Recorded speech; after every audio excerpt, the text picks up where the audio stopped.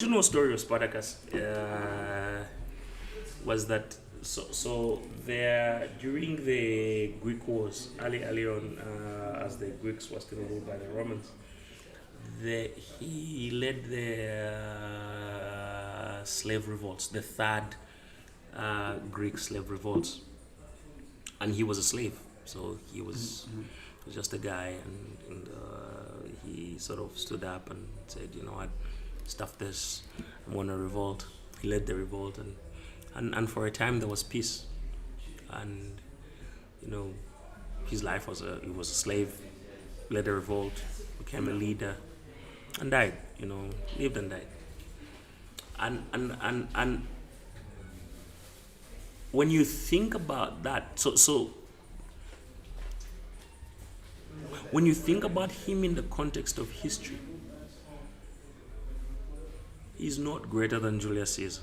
He's not greater than Alexander the Great. He's not Genghis Khan. In fact, in most historical stories, Spartacus is just a footnote. So they mention him, they put an asterisk. You go in the back in the glossary, that's when you read his story. But, and this is why it was so admirable for me. But for the people he freed, the people who lived in his time, he was everything. He brought light. He showed courage. He lived with honor. And when I think about that, that's sort of. No, I'm not gonna be the Alexander the Great of our time. I know that because the things that you already know when you're as old as I am, the things that you're gonna be. But you agree that in your time, the lives that you touch and the people you come in contact with, whether you free them from slavery or you create something that changes their lives, or you just work diligently to change the world, even if you're a footnote in history, you have to strive to touch and positively change the lives of people around you.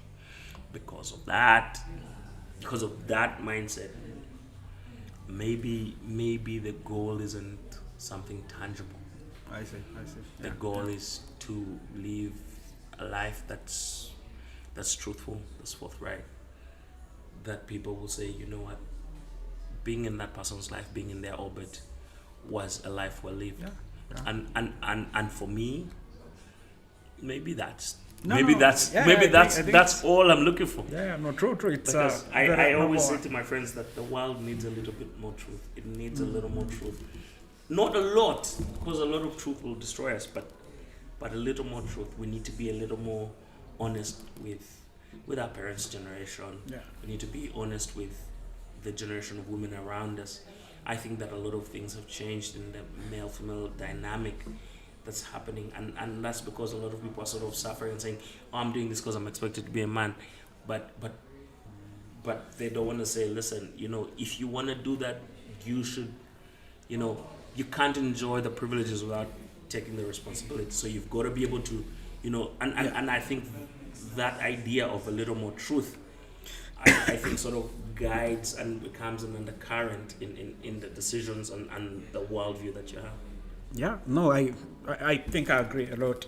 That's you didn't say it, but you attacked the feminists. They're small. But